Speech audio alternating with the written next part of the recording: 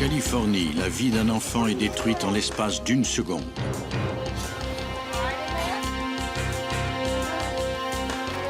La scène du crime ne recèle guère d'indices pour les policiers. Elle ne soulève que des questions terrifiantes. Les procureurs devront sonder l'esprit d'un meurtrier cruel pour comprendre ce crime gratuit et rendre justice à des parents qui vivent un véritable cauchemar.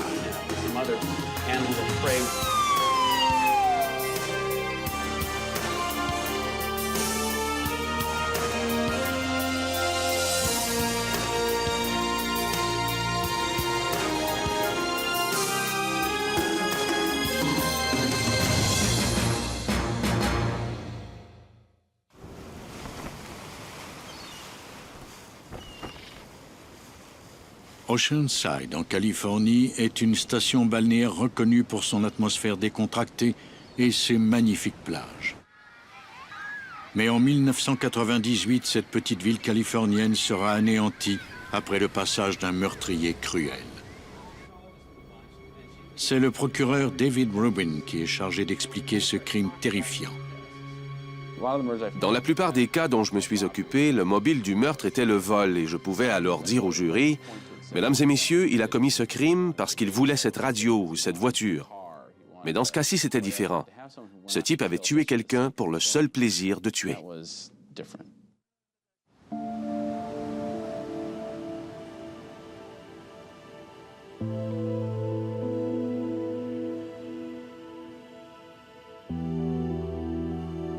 Le 14 novembre, soit quelques semaines avant l'Action de grâce, la famille Gerard se réunit dans la petite ville d'Oceanside, en Californie. Sharon Checky est venue par avion de Sacramento avec son fils Matthew, âgé de 9 ans.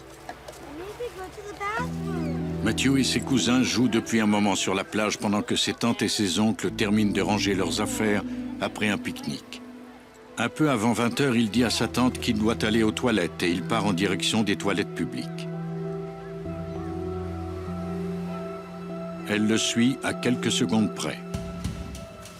Tout à coup, elle entend quelqu'un suffoquer derrière le mur de la toilette. Un jeune homme sort alors en trombe.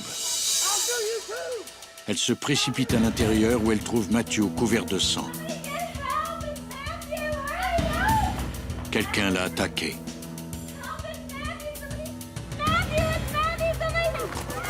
L'oncle de Matthew et ses cousins arrivent alors en courant. Pendant ce temps, quelqu'un va chercher Sharon, la mère du garçon. Matthew gît sur le sol, la gorge tranchée.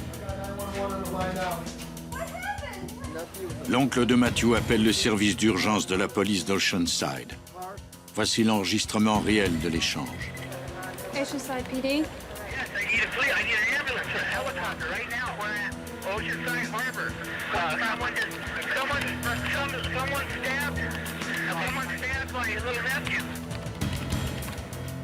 I need you to take something clean and I need you to lay something on his throat to try to control that bullet breathing, but don't press too hard.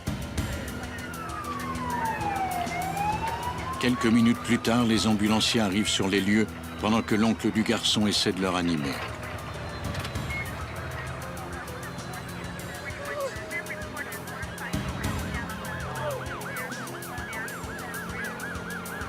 Malgré leur rapidité et leur expérience, ils ne parviennent pas à sauver Matthew. Il est déclaré mort sur les lieux.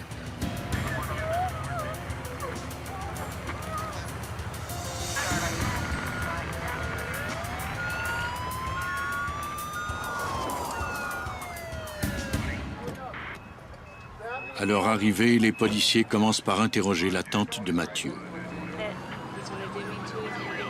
Elle leur dit qu'elle se trouvait devant les toilettes quand un jeune homme est sorti en courant. Elle le décrit comme étant petit, mince, avec la peau claire et des cheveux bruns. Elle ne l'a jamais vu auparavant. Fait étonnant, elle a revu l'homme quand elle a été chercher de l'aide, mais il a aussitôt disparu dans l'aire de stationnement. Ce n'était sans doute qu'un autre jeune homme parmi tant d'autres. La police d'Oceanside transmet un bulletin à tous les services de police des environs et interdit l'accès au lieu où le crime s'est produit. On ratisse le secteur à la recherche du moindre indice sur l'identité de l'assaillant de Matthew. Le lendemain matin, les agents contactent le bureau du procureur local. L'enquêteur Terry Jensen est assigné à assister les policiers dans cette affaire. Il n'y avait pas beaucoup d'indices matériels sur la scène du crime. Il était donc primordial pour nous de trouver des témoins et de recueillir des morceaux du puzzle. À ce moment-là, on ne disposait d'aucun suspect. On n'avait aucune information permettant de résoudre cette enquête. On cherchait donc tout ce qu'on pourrait trouver. On établit un centre de commandement dans une caravane près de la plage. Les agents se dispersent pour ratisser le secteur à la recherche d'une piste qui les mènera vers le meurtrier. Ils utilisent des détecteurs de métal pour trouver l'arme du crime.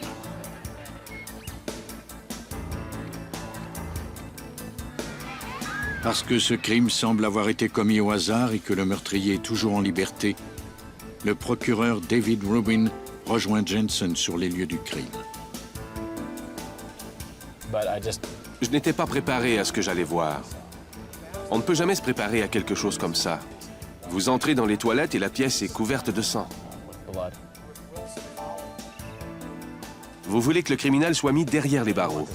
Ce type a tué un jeune garçon au hasard juste pour son plaisir. C'est quelqu'un qui doit être arrêté et jugé au plus vite. Mais pour faire condamner le meurtrier, les policiers doivent d'abord le trouver. Ils espèrent qu'il a laissé des indices derrière lui sur les lieux du crime. Malheureusement, ils ont du mal à reconstituer les événements. Ils espèrent qu'une analyse de sang permettra de faire la lumière sur le crime. On avait besoin d'un expert qui nous donnerait des informations sur cette scène de crime à partir des taches de sang. Que s'était-il passé? Matthew était mort et il gisait par terre. Mais que s'était-il passé? On avait besoin de savoir, et l'on devait trouver des indices pour reconstituer les événements. Après 24 heures d'examen, les enquêteurs font venir Brian Kennedy par avion.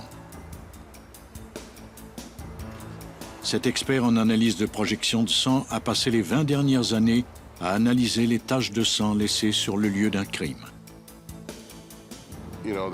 Un petit garçon de 9 ans s'était fait trancher la gorge. D'un point de vue psychologique, une affaire pareille ébranle tout enquêteur. On veut en apprendre le plus possible pour résoudre une affaire comme celle-là. Les enquêteurs ressentent de l'anxiété pour la famille de l'enfant. Ils savent comment les parents se sentent ayant eux-mêmes des enfants. Il fallait qu'ils découvrent ce qui s'était passé. L'histoire commence à se dévoiler à Brian Kennedy dès ses premières analyses.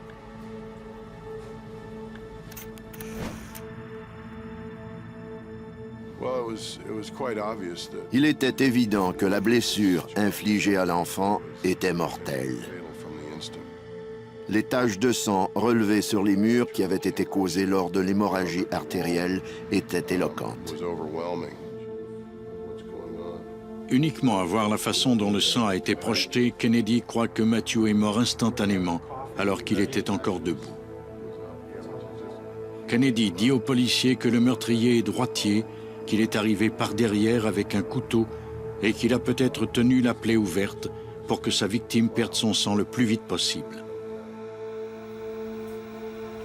L'autopsie confirme l'analyse de Kennedy. Le médecin légiste constate qu'une coupure unique a sectionné les veines jugulaires et la carotide droite avec un couteau équipé d'une lame à 2 tranchants. Les policiers décident de ne pas révéler publiquement que Matthew a aussi reçu 5 coups de couteau dans le haut du dos.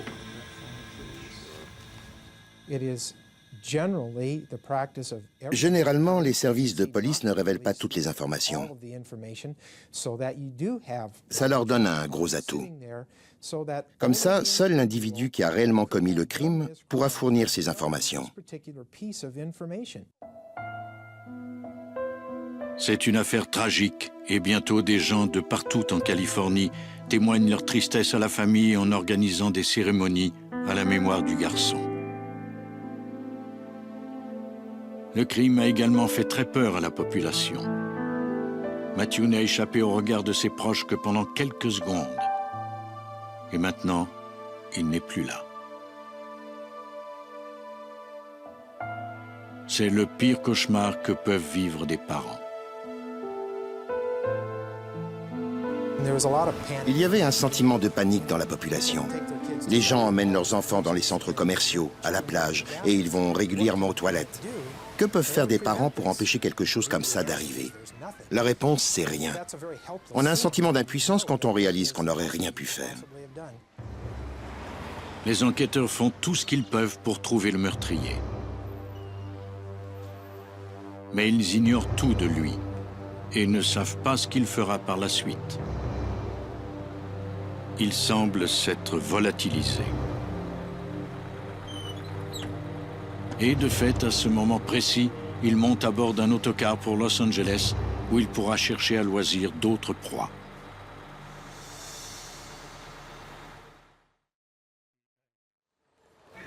Le lundi 16 novembre 1998, soit 2 jours après le meurtre de Matthew Tcheki, le meurtrier se cache à Los Angeles. À 6h30 du matin, Maria Luisa Rosales, âgée de 40 ans, se rend à la manufacture de vêtements où elle travaille, lorsqu'un jeune homme portant un sac à dos s'approche d'elle et lui pose une question. Quand elle s'arrête pour lui répondre, il l'attaque. Par chance, des collègues de travail de la femme arrivent au même moment. Tout se passe très vite. Les témoins croient que le jeune homme frappe la femme à coups de poing.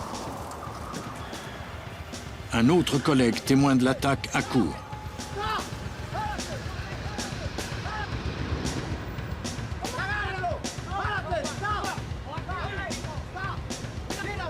Entouré de 3 hommes, l'assaillant laisse tomber son couteau et s'affaisse par terre, les suppliant de ne pas le toucher.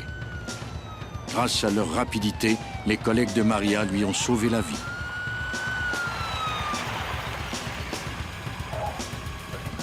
Les policiers trouvent le suspect assis calmement par terre.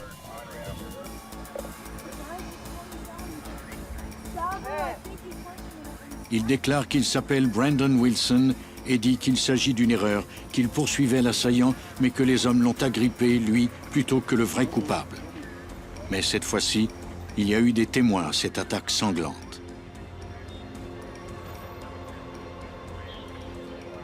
Les agents ne s'expliquent pas pourquoi Wilson a attaqué une parfaite inconnue.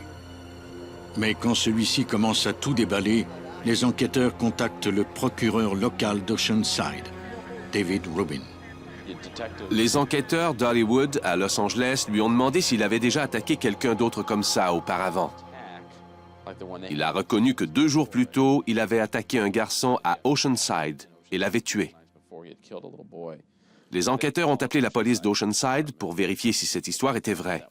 Ils avaient obtenu des détails de sa part qui n'avaient pas été transmis aux médias. Les policiers savaient donc qu'il détenait le coupable, ou du moins quelqu'un qui savait tout de ce meurtre. Même s'il ne correspond pas à la description du suspect d'Oceanside, Wilson affirme avoir poignardé Matthew à 5 reprises dans le dos avant de lui trancher la gorge. C'est une information que seul le meurtrier pouvait connaître.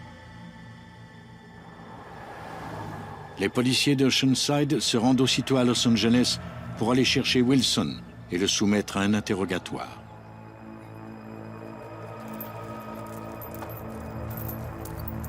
À leur grande surprise, il est prêt à dire tout ce qu'il sait de l'affaire sur un enregistrement vidéo.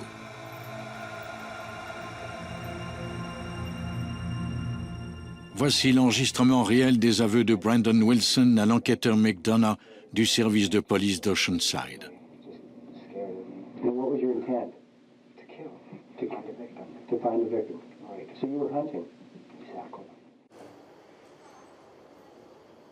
Quand l'enquêteur McDonough lui demande pourquoi, Wilson répond qu'une voix lui a demandé d'agir ainsi.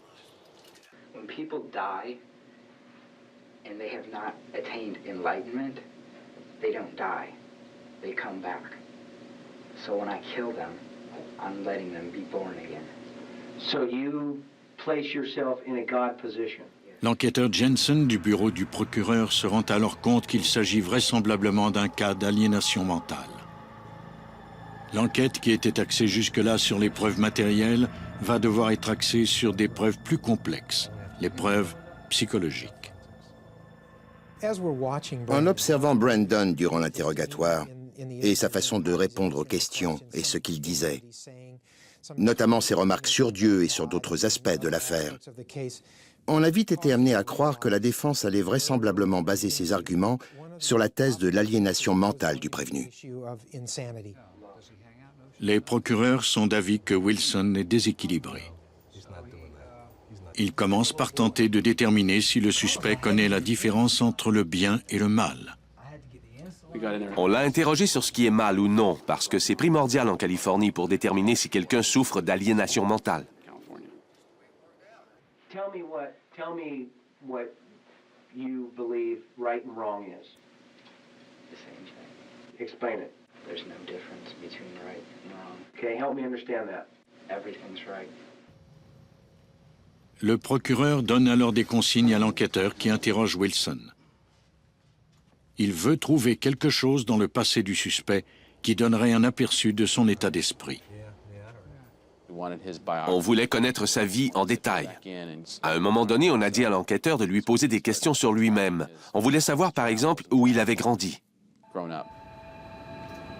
Wilson déclare à la police qu'il a consommé beaucoup de drogue au cours de son adolescence. Et bien qu'il ait obtenu des résultats scolaires assez bons pour être accepté au collège, il a décidé de prendre des petits boulots à la Croix, au Wisconsin. Il ajoute qu'il a quitté la maison le lendemain de son 20e anniversaire et financé le voyage qu'il comptait faire avec un montant obtenu de ses assurances après un accident de voiture.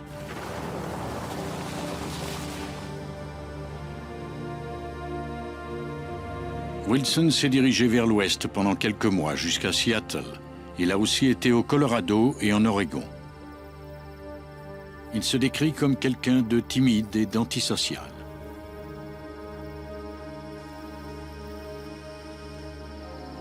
Il dit aussi qu'il a consommé beaucoup de drogues hallucinogènes. Il raconte qu'il campait seul dans le désert en Californie quand il a pris 5 fois la dose normale de LSD.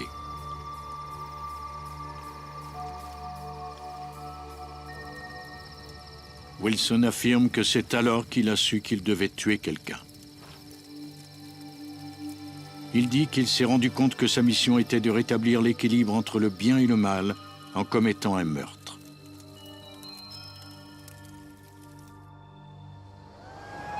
Wilson, qui a abandonné sa voiture un mois plus tôt, monte à bord d'un autocar vers Oceanside.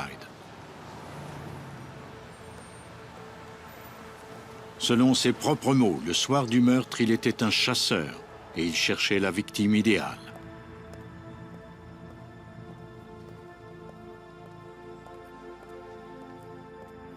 Il a croisé quelques femmes sur la plage, mais a décidé de ne pas s'en prendre à elles.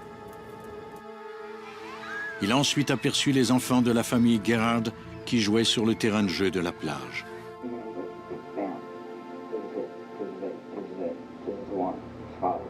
You need to go to the bathroom. No. 5 minutes and you can wait. We're going anywhere.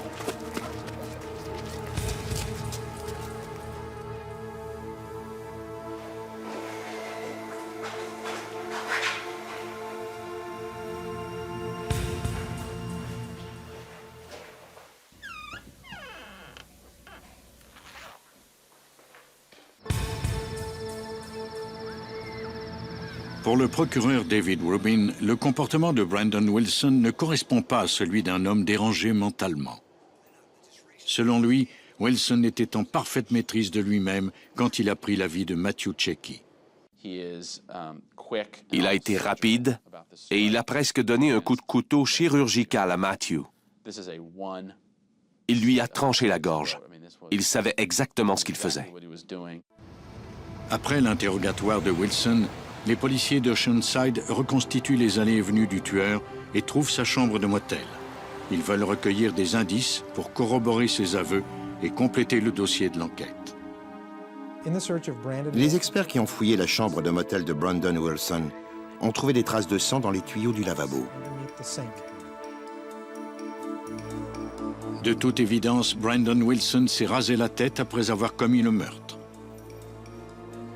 Les enquêteurs se rendent donc chez tous les coiffeurs des environs pour savoir si quelqu'un ne l'aurait pas vu. La coiffeuse Lauren Vulich se rappelle bien Wilson à cause de son comportement étrange. Il ne s'est pas regardé dans le miroir et n'a pas touché à sa tête. D'habitude, quand on rase la tête d'un client, il fait des blagues en se regardant dans le miroir.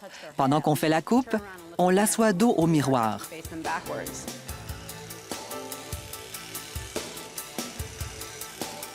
Mais lui, il s'est simplement levé, il a réglé la note à la caisse, a pris sa monnaie et il est parti.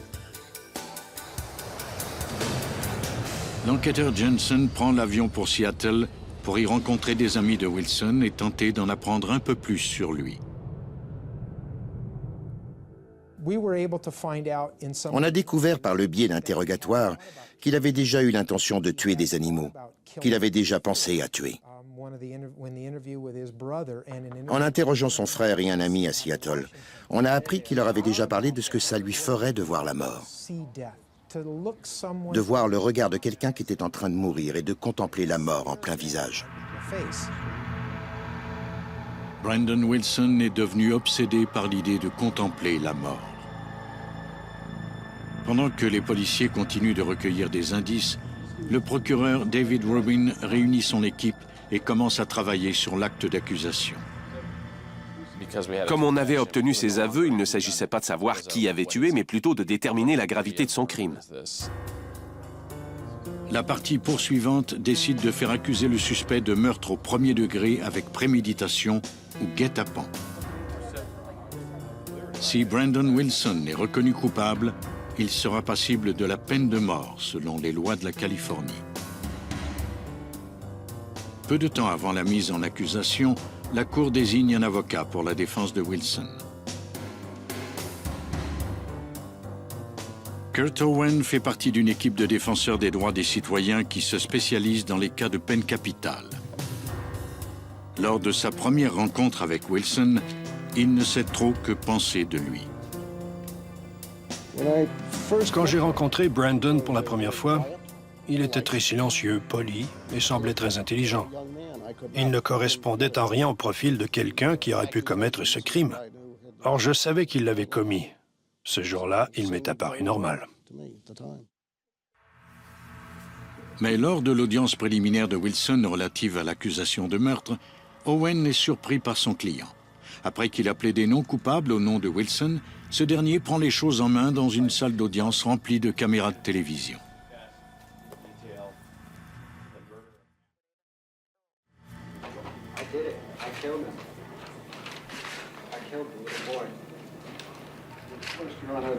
L'avocat essaie d'empêcher son client de parler. J'essayais de faire en sorte qu'il garde le silence, parce qu'il faisait ce qu'on appelle une confession judiciaire devant 8 caméras de télévision et 4 appareils photo, ce qui ne me faciliterait pas les choses. À ce moment-là, le juge a fait inscrire le plaidoyer avant de nous donner congé. Wilson est de retour devant les tribunaux une semaine plus tard. Cette fois-ci, toutefois, il est étroitement surveillé. Owen défend son client avec les seuls arguments à sa disposition. S'il veut lui éviter la peine de mort, il doit prouver qu'il souffre d'aliénation mentale.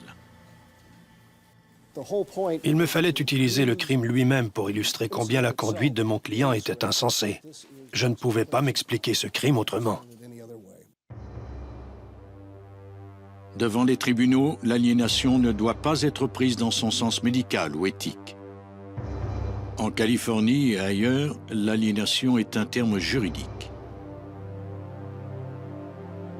Et dès le départ, les procureurs savent qu'ils devront démontrer que Wilson est un meurtrier d'enfants qui a toutes ses facultés mentales.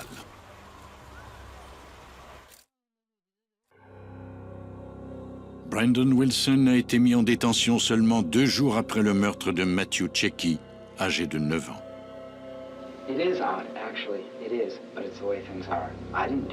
Wilson a avoué son crime en ajoutant qu'il avait reçu l'ordre de tuer quelqu'un. Il ne s'agit pas d'établir s'il est coupable ou non, mais s'il est sain d'esprit ou pas. And correct me if I'm wrong, man. I don't want it to be this way. I wish it wasn't, but it is. Okay. Le 14 janvier 1999, Wilson plaide à la fois la culpabilité et la non-culpabilité pour cause d'aliénation mentale, ouvrant ainsi la porte à une audience où l'on statuera sur son état mental et où un jury devra décider s'il est passible de la peine de mort ou s'il devra être interné dans une institution psychiatrique. Lors d'une audience comme celle-là, la défense fait sa déclaration d'ouverture avant la partie poursuivante, car c'est elle qui a le fardeau de la preuve de l'aliénation mentale de son client. On confie à des psychiatres judiciaires la tâche de déterminer si Wilson souffre d'une maladie mentale. Celui-ci est examiné et soumis à une série d'examens par 5 professionnels de la santé. La défense fonde rarement son argumentation sur l'aliénation mentale parce qu'il est difficile de remporter une cause avec cette approche. Cette définition n'est pas du domaine de la science, elle est juridique. Le docteur Charles Rabiner, un expert indépendant, est l'un des psychiatres désignés par la Cour. L'État de la Californie voulait savoir dans quel état d'esprit il était à ce moment-là. Savait-il que ce qu'il faisait était mal? Et s'il le savait, aurait-il pu s'empêcher de commettre ce crime? Essentiellement, c'est ce qu'on cherche à savoir. Pour déterminer l'état du prévenu, les psychiatres analysent son sens de la réalité et le soumettent à des examens pour voir si son cerveau ne présenterait pas des anomalies. On leur demande également d'étudier l'enregistrement vidéo de l'interrogatoire d'Oceanside. Les questions de l'enquêteur McDonough sur le bien et le mal deviendront le point central de l'évaluation des psychiatres. Okay. Now, do you feel you have pretty good control of yourself? Yeah. Okay. Do you consciously know what you're doing when you do it? Yes. Okay. Do you know the difference between right and wrong? I do. Give me an example. Okay. How did you... Is killing this boy right or wrong? Do you know how long it would take to explain? Lors du procès, on aborde le sujet de la consommation de LSD de Wilson, ainsi que celui de ses évaluations psychiatriques antérieures au crime. Le docteur Rabiner affirme que les fantasmes de Wilson ne l'ont pas entraîné à tuer Matthew. Ils ne lui ont servi qu'à justifier ses actes. L'expert croit que Brandon Wilson savait ce qu'il faisait et qu'il a tué parce qu'il le voulait. L'avocat de la défense, Kurt Owen, a engagé le docteur Donna Zimmerman pour qu'elle examine Wilson. Celle-ci affirme que Wilson souffre effectivement d'aliénation mentale. Elle croit que le prévenu souffre d'un trouble psychotique qui le rend incapable de faire la différence entre le bien et le mal. La poursuite fait alors témoigner le docteur Park Dietz, un psychiatre connu à l'échelle nationale. Celui-ci a une toute autre opinion. Dietz décrit les événements qui ont fait suite au meurtre de Matthew pour démontrer que Wilson faisait la différence entre le bien et le mal. What does that kind of tell us? He continued to flee and at one point saw what he believed was an approaching police car, at which point he dove into a culvert in order to hide from the advancing lights and not be observed. When what he thought was a police car had passed, he then continued fleeing to the hotel, his motel room, and as soon as possible, he got inside his motel room. He washed his hands, he washed the blood off the knife. So all of those aspects of flight, of trying not to be captured immediately, are an indication of his knowing that what he'd done was wrong. Dietz poursuit en expliquant que Wilson s'est fait raser la tête pour modifier son apparence. Une fois de plus, cela indique qu'il savait qu'il avait fait quelque chose de mal.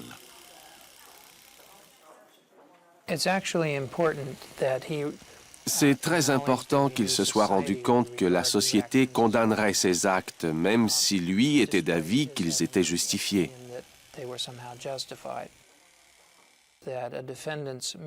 Le fait qu'un prévenu pense que les actions qu'il a faites sont acceptables ne rend pas ses actions acceptables, s'il reconnaît en même temps que la société les condamnera.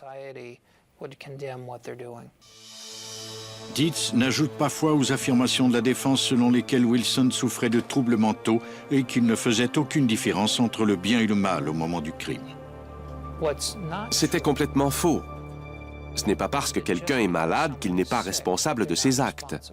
Selon la loi, le fait que quelqu'un soit malade ne fait aucune différence. S'il est malade, il faut que cette maladie l'ait rendu incapable de savoir que ce qu'il faisait était mal.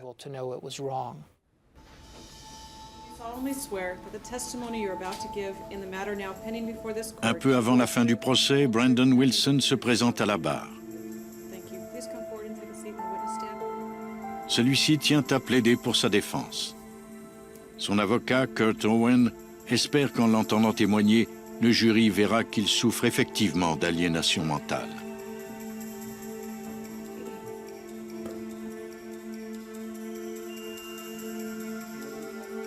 Owen commence par interroger Brandon Wilson sur son passé.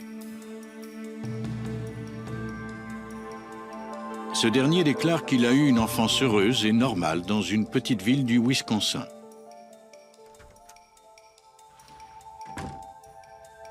Mais à l'âge de 13 ans, il est devenu un enjeu lors du divorce de ses parents.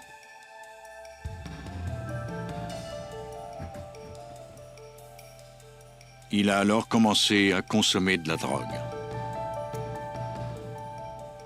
Il s'est isolé de ses amis et s'est réfugié dans sa chambre où il a commencé à lire des livres de philosophie et de mythologie.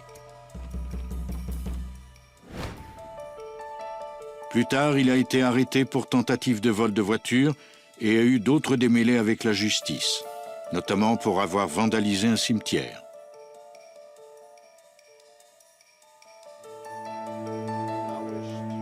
Wilson raconte ensuite comment il a refoulé sa colère en consommant du LSD. Yes. This is going to sound strange to you, okay? Yeah. I believe that if I would have killed my mother when I was 16 years old, that the world could have ended in the year 2000, and we could all be free from this. We wouldn't have to suffer. I believe that because I didn't do it, we're all going to suffer for another 1,000 years. Il explique qu'il a quitté la maison à son 20e anniversaire pour voyager et tenter de trouver un sens à sa vie. C'est lors de ce voyage qu'il a compris qu'il y avait quelque chose de diabolique en lui et qu'il devait tuer quelqu'un. Lors de sa plaidoirie finale, le procureur David Rubin décrit Wilson comme quelqu'un qui savait qu'il faisait le mal et qui a tué pour son seul plaisir. And we know by his actions, no matter how you approach this case, that he knows the nature and quality of the act. He understands the nature and quality of the act. And he can distinguish between right and wrong. Right and wrong because he knows it was legally wrong and he knew it was morally wrong as we, a community, see that.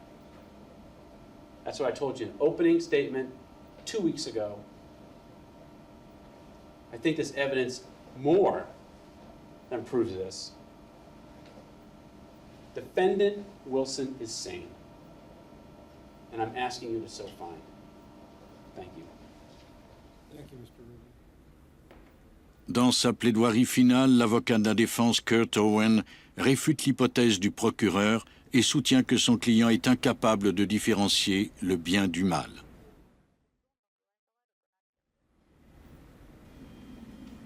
Mr. Rubin and I apparently completely disagree on where the battlefield in this case lies. It is not, I think I've said this before, whether the defendant appreciated that the objective standard of right and wrong, both morally and legally. Society's standard said what he was doing was wrong, both morally and legally. The point is that he did not and could not understand the moral nature and quality of the act. L'affaire repose maintenant entre les mains des jurés. Après avoir délibéré sur la question pendant 2 jours, ils rendent leur décision le 28 septembre 1999. We, the jury, in the above entitled cause, find the defendant, Brandon H. Wilson, was sane at the time of the commission of the crimes charged in the information, namely murder in the first degree in violation. Les procureurs sont heureux de l'issue de ce procès, mais loin d'avoir terminé leur travail. Ils devront maintenant convaincre le jury que Wilson mérite la peine capitale. Et pour y arriver, le procureur devra décrire en détail le meurtre crapuleux dont a été victime Matthew et l'effet que ce crime a eu sur ses proches.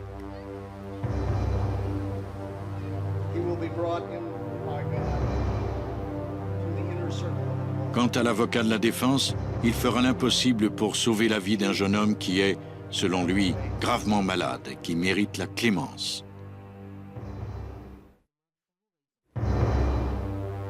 Brandon Wilson a été déclaré sain d'esprit parce qu'il a reconnu devant les tribunaux qu'il avait tué Matthew Checchi, âgé de 9 ans. Il doit aller en cour une nouvelle fois afin qu'on puisse décider de sa sentence. Étant donné que Matthew a été surpris par son meurtrier, Brandon Wilson est passible de la peine de mort.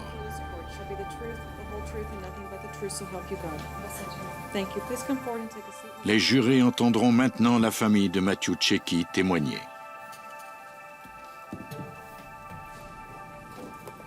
Le procureur Rubin appelle Sharon, la mère de Matthew, à la barre. Il lui demande d'abord de décrire son fils au jury. He liked to draw a lot. He said he wanted to be an engineer or a cartoonist or an architect. All right. And was he creative? Very creative. Tell us about that. He used to like to make things out of things around the house, you know. Paper towel rolls, cans. He used to like to make robots, and he used to write stories about aliens, and he just had a great imagination. Maybe can we have a quick sidebar on something I'd like to mark?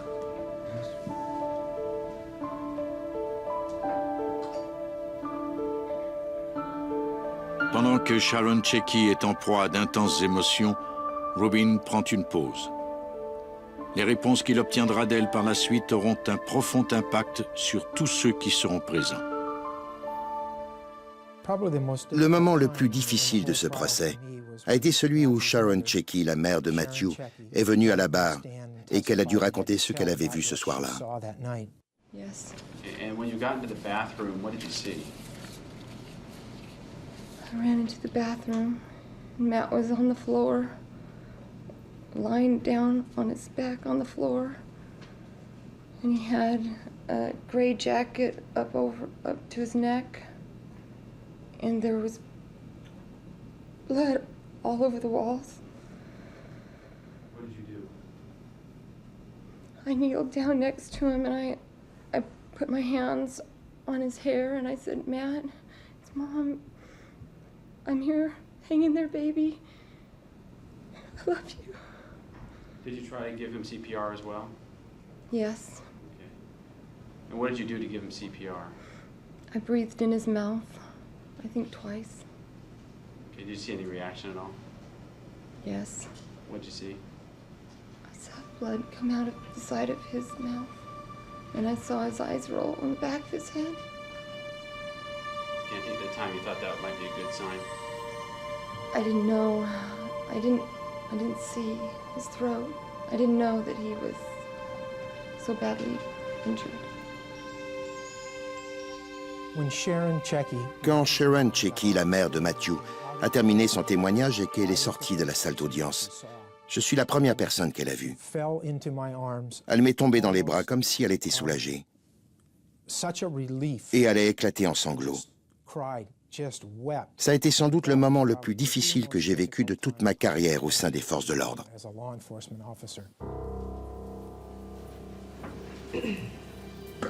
Brandon Wilson est ensuite appelé à la barre. Please state your full name and spell your last name for the record. Brandon H. Wilson, W-I-L-S-O-N. Il veut parler en son propre nom. Kurt Owen tente de l'en dissuader, craignant qu'il ne signe lui-même son arrêt de mort. Mais l'obsession de Wilson pour la mort est impossible à contenir. Il tient à faire une déclaration sans être interrompu. I have advised you not to make a statement. Is that correct? That's correct. You wish to disregard my advice and make a statement anyway. I do.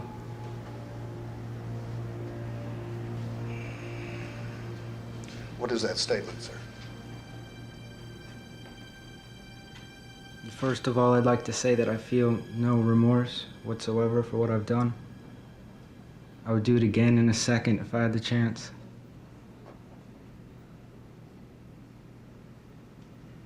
I've explained to you my position here.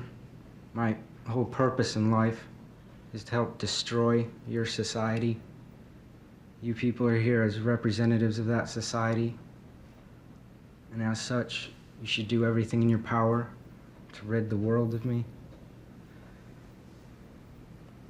Thank you. Execute me.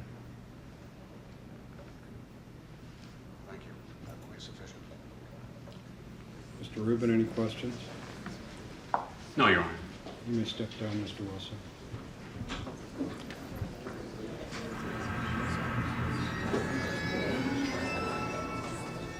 Both counsel, Mr. Wilson's present, Mr. Owen.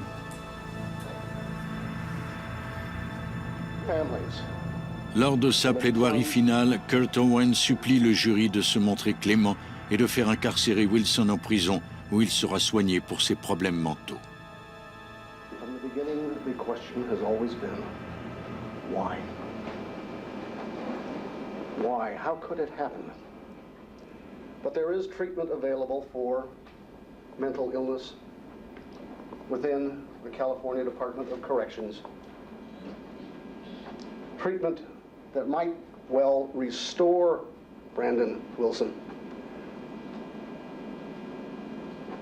to the Brandon Wilson that used to live in Wisconsin. For this is a heartbreaking case. And your lives are never going to be the same either. Your lives are never going to be the same. You didn't ask for this job, but you were selected by Mr. Rubin and by me because we felt that you could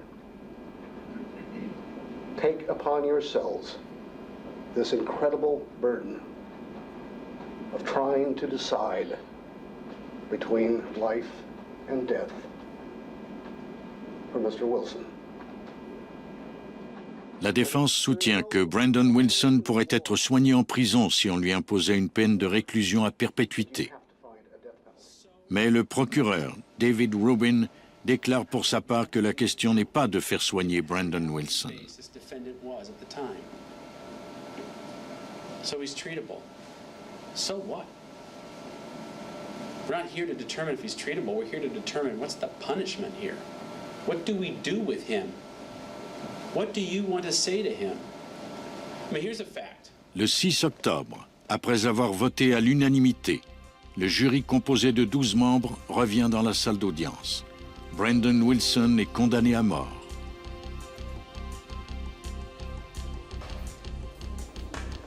Après que ce dernier a demandé à être exécuté, le jury lui a accordé ce qu'il voulait. Pour Terry Jensen, le verdict a montré que le système judiciaire fonctionne. La justice s'est occupée de Brandon Wilson. Il ne pourra plus jamais faire de mal à qui que ce soit. On a rendu justice à Matthew et à sa famille.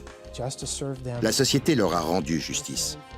Et personnellement, à titre d'enquêteur, j'ai tout fait pour m'assurer que le système fonctionnerait. Brandon Wilson attend à présent son exécution à la prison de San Quentin, en Californie. Plusieurs années encore vont s'écouler avant qu'il ne paye pour son crime et ne se retrouve face à la mort.